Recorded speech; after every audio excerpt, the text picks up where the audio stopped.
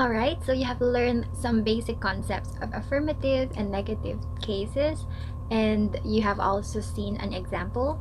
Now we are going to know how to write it in a debate. So basically how to form our affirmative speeches and our negative speeches. Since we are going to have a debate as our final requirement, that is why we wanted to show you guys these concepts. And yep, I hope this part will be helpful to all of you. So to start off, we will be giving you the general guidelines of the affirmative arguments, and they are defining the key terms or topic. We also have introducing the team line, outlining the team split, and elaborating and presenting your arguments. Don't worry because we will go over them one by one. Step number one, we need to define the topic. So it is important that we define the topic as a whole rather than individual words. Some individual keywords might need to be defined because occasionally these are the words that can be interpreted in a different way. But yeah, so we make sure that we have to define these individual words. But the general thing is we have to define the topic as a whole. So here is an example. Good evening, ladies and gentlemen. Today, the affirmative team will be arguing that technology is harming and impacting our relationships. Technology is ubiquitous and surrounds us all. Our team will be discussing how modern-day devices such as TV, phones, tablets, and the internet has increased societal, filial, and other relational problems in our world, and how these impacts have a significantly greater and negative impact than a positive one. So we can see here that the team is really defining the topic as if there is a greater negative impact than a positive one. They've also outlined and highlighted what they're defining technology to be, and this is the more common interpretation of the word technology. Alright, so step number two, introducing the team line. The team line is essentially a contentional argument that all team members will be stating. And when we say contentional, we have the word contention. It means a debate case is organized, or a debate with claims made for or against the resolution. So in layman's term, it could be the reasons, Alright, so again, the contentions are claims made for or against the resolution. It is not identical same sentences or phrasing every time. Each team member needs to work out their own individual way of stating this team line or contention. So it is also important that it should be logical in its basis. So here's an example. Technology does harm our relationships because it is addictive, dangerous, and disastrous to our world. So this is the team line. We can see here that the team line is really just overall argument, that overall contention, and anything after because, it's the word because, is the team line. You should really consider using a team line because it makes it clear to the audience what is it that your team is arguing for. Alright, so step number three is the team split, and this team split is essentially thematically dividing the arguments between the first two speakers, remembering that you don't need to worry about the third speaker because they will be focusing on the rebuttals. So I guess this applies to a specific kind of debate, and another group will be reporting on that. Anyway, just for you guys to have an idea how affirmative arguments are being made with a 3 speaker in a team, this is how it looks like. So again, we have the first 2 speakers, which are important that they are communicating, and of course the third speaker is in charge of the rebuttals and of course the summarizing of your argument. So yeah, going back to the team split, it's the logical and equitable distribution of arguments. So you need to sit down with your second affirmative speaker or second negative speaker and talk about what will each of you be speaking about? The example that I have here is the first affirmative will be speaking about the impact on children and teens and the impact of Facebook and social media, whereas the second speaker would be talking about the impact on older adults, impacts on TV, Netflix, and gaming.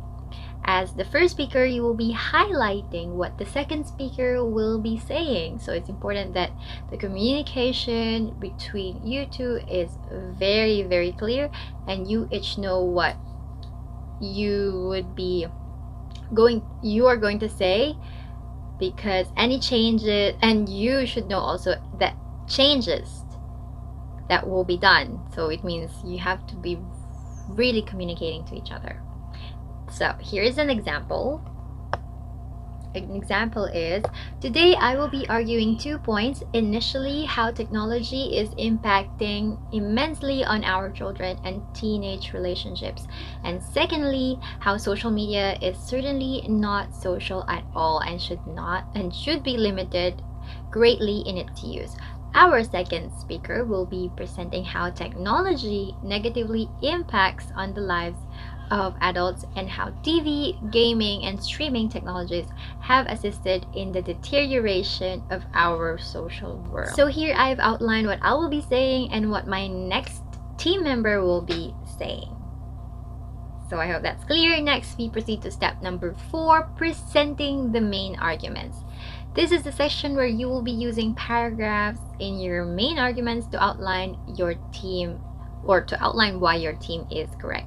It is handy to use the teal as a guide, partly because it's a structure you should be familiar with, but partly because it also helps to guide what you say and how you say it. And by the way, guys, if you are wondering what is teal, TEEL, it stands for topic sentence, E for explanation, another E for evidence, and L for link. So don't forget that. Alright, so here is an example of how it will look like. Children are spending too much time using technology. A Behind the News survey revealed that 56% of children spend 2 hours or more on technology outside of school hours. A whooping 10% admit to at least 4 hours in front of the screen. This number is consistently increasing as children grow, with research by the Longitudinal Study of Australian Children identifying that kids aged between 6 and 7 watch on average 150 minutes of TV each day, compared to the staggering 250 minutes of 12 to 13-year-olds. So these statistics would not be so shocking if it were not for the long-lasting impact, with ever-increasing cases of mental health disorders, 20% according to a 2010 research and behavioral problems, 15% according to a 2015 study.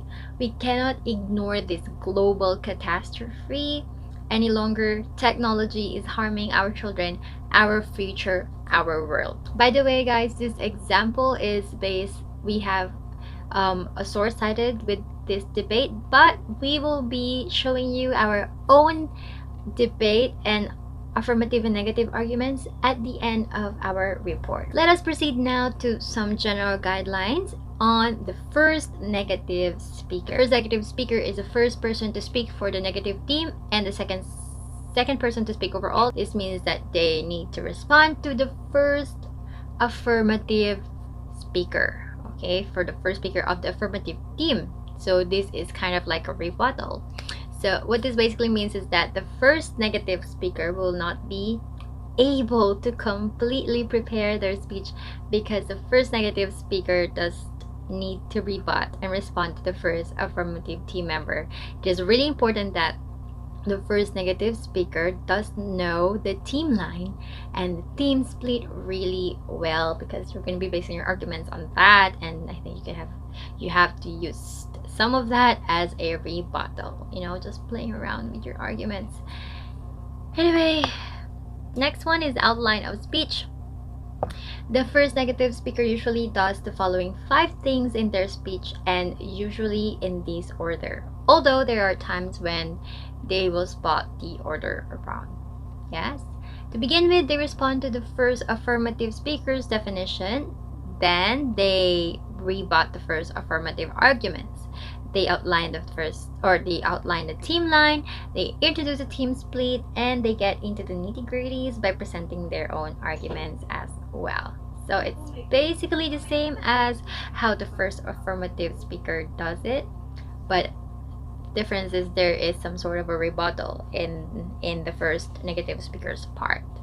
Alright, so let's go through them one by one, just like what we did in the first affirmative speaker. Step number 1, by now you already know this, it is the defining of terms or definition of the topic. Alright, so when you're doing this, you need to stop and consider the affirmative team's definition. It's the same thing as what I've said earlier. You have to again define the topic as a whole rather than individual words. It is also really important as the first negative speaker to explain why your team's definition is the better alternative, keeping in mind that the general broad sense of the terms are more likely to be acceptable. Alright, so let's have some example right here. Before we present our arguments, the negative team will contend the definition presented by the affirmative speaker. Our position proposed that technology harming our relationships should be defined as technology simply having a negative impact in some way, shape, or form, no matter how small. We argue that this definition is unrealistic and that that in its place, we should define the topic as technology having a greater negative impact on relationships than positive one. So what they're trying to say here is that technology does not harm the relationships, but rather it has just certain negative impacts than positive ones. But by doing so, this allows teams to debate not simply about the technology, which can be harmful, but in a logical statement. They have to debate whether these positive or negative effects outweigh each other. We will now be going to step number 2. Alright? Step number 2 now is the rebuttal. Rebuttal is basically attacking whatever the affirmative first speaker has said. You need to use evidence, logic, and reason to prove that the affirmative arguments are wrong. This means that they should have completed a lot of research before you present your debate. That way, you have the facts, the statistics, the information to prove why the affirmative team were absolutely wrong. So, again, research is very, very important. It's also important as you are rebutting or attacking that you remain professional, you remain calm, and that this isn't a form of personal attack. This is a professional debate. So this means that you do need to keep your cool and present things in a logical and calm manner. Again, I believe another group will be reporting about the rebuttals.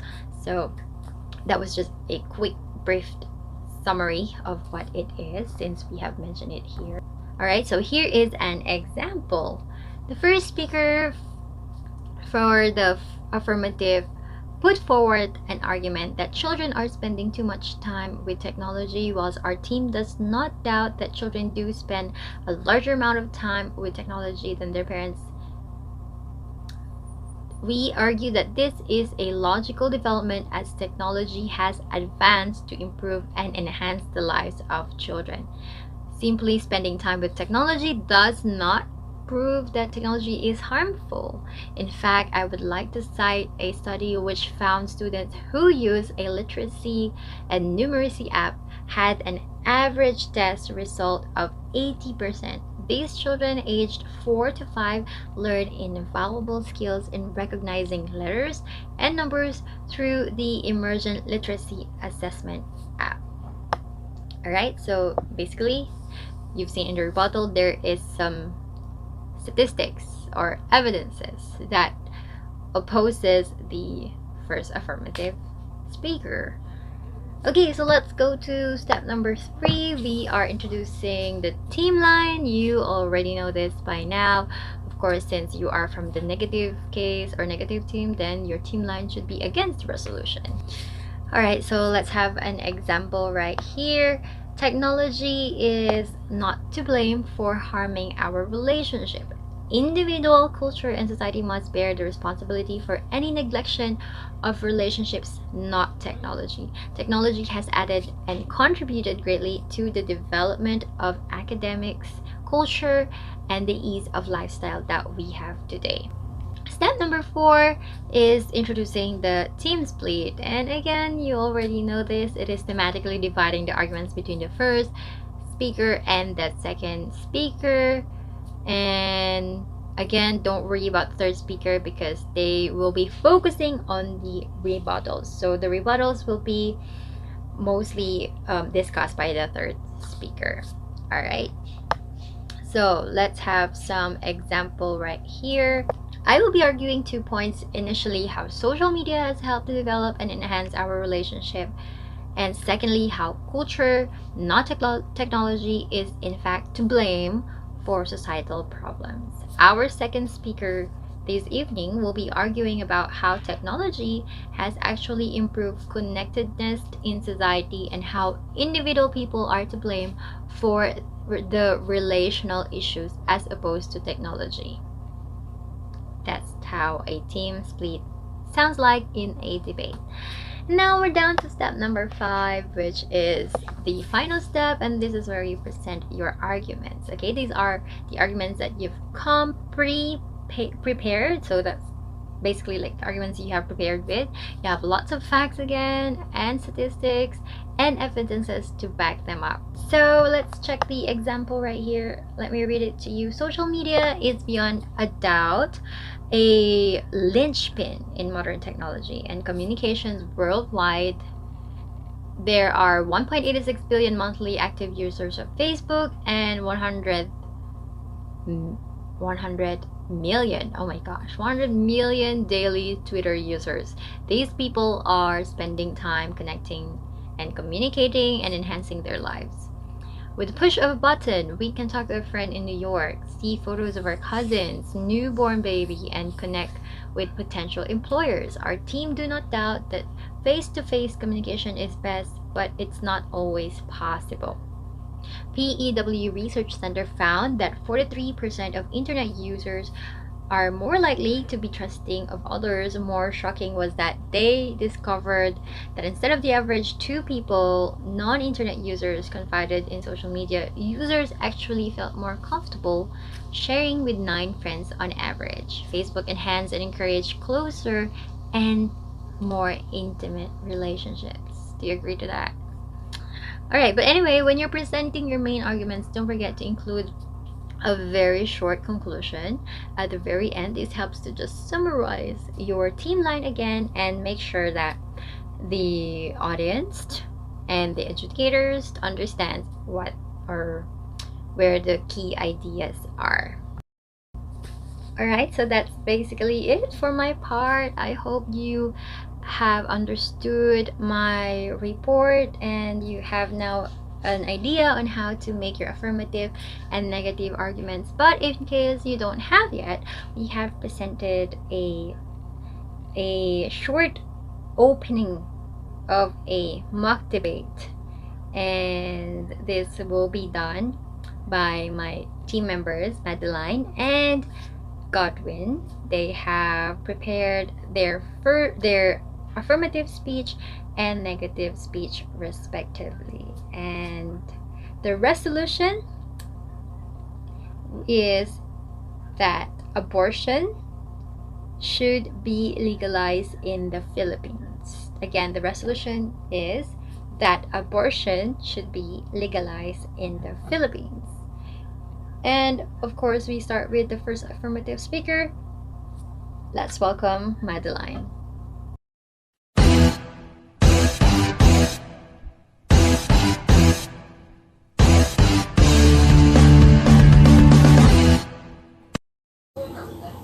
Good morning, ladies and gentlemen. Let me begin first by saying that not all pregnancies resulted from a consensual intercourse or relationship. There are many reasons why abortion should be legal. But first, let us define what is an abortion. According to Merriam-Webster Online Dictionary, an abortion is the termination of pregnancy after, accompanied by, resulting in, or closely followed by the death of an embryo or the fetus. Today, I stand before you all right now to talk about the reasons why abortion should be made legal, and that is because of rape or sexual assault. We should also take into consideration the situation of the mother-to-be, whether she can take care of and nourish the baby or not. I am going to discuss the emotional torture and trauma that it would cause a woman, and our second speaker will look into our argument by focusing on Catholic countries that have legalized abortion and how does this draw an impact to the resolution. And our third speaker will summarize our argument and to also summarize the oppositions and leave you in no doubt that abortion should be made legal in the Philippines. Raising a child is a lifelong responsibility that causes a serious consequences if not done right. It is not enough to say that abortion is wrong just because the Bible said so. Females should have the freedom to choose or to decide whether they want to keep the baby or not, most especially those women who are victims of sexual assault or rape. They were abused and are now faced with huge responsibility of carrying and raising a child that came from that traumatic experience, and that child will become their living memory of it. It may not be the case for everyone, but what about those who are? It is easy for us to say what is right and what is wrong, what should be done and what not should be done, because we are not the ones who will carry the responsibilities in the first place. Abortion is wrong because it is about killing an unborn baby? Well, I think it is more evil to let a child live and suffer for living with a broken family or mother with poor living condition and cruel judgment from society. People have to understand that abortion is rarely, if ever, done out of spite or hatred of another living being, but it is about acknowledging a person's capability or their desire to be pregnant and raise a child. There's a case in August 2016 where a 21-year-old Filipino woman became pregnant as a result of rape, died a day after her risky childbirth due to complications from her dwarfism condition.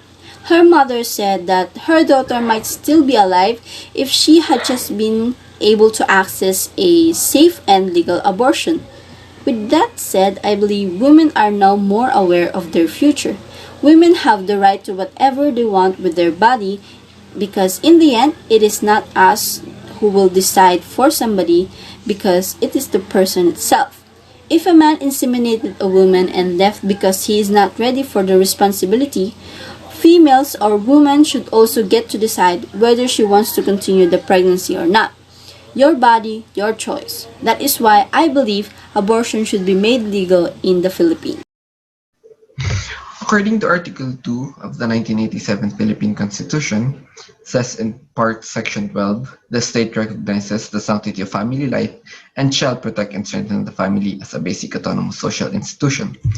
It shall equally protect the life of the mother and the life of the unborn from conception.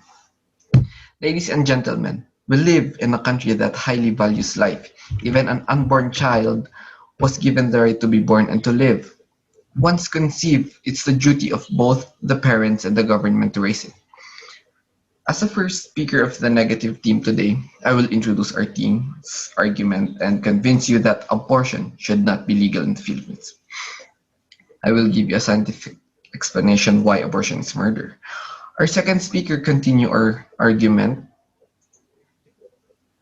discussing how abortion is detrimental in the emotional and physical health of women, and our third speaker will summarize our debate and will leave you in no doubt abortion should not be made legal in the Philippines. No matter how one looks at it, abortion is murder. The science of embryology states that from the moment of conception, a human being is formed. The DNA it has is not only human DNA, but the DNA of an individual distinct from that of either parent. Forensic criminology, DNA is used to distinguish one person from another. So the DNA of an embryo indicates that the embryo is a person. Though a person who engages in abortion or promotes abortion makes one an accessory to murder. What has been said above is science, not faith. Anyone who says that he personally opposes abortion but will not publicly oppose it because he does not want to impose his faith on others is talking nonsense. It's a matter of science, not faith. Since abortion is not an option and it is not a mother's right to take another life that is not her own. What if the mother is raped? Truly, it's no one's fault the mother was abused. It's the same for the unborn child. So don't take the pain out on the baby. Don't victimize the unborn child too. You are not alone. A mother who resorts to abortion also disregards the concept of the Philippine laws that life is sacred and must maintain, even in a basic community, the family.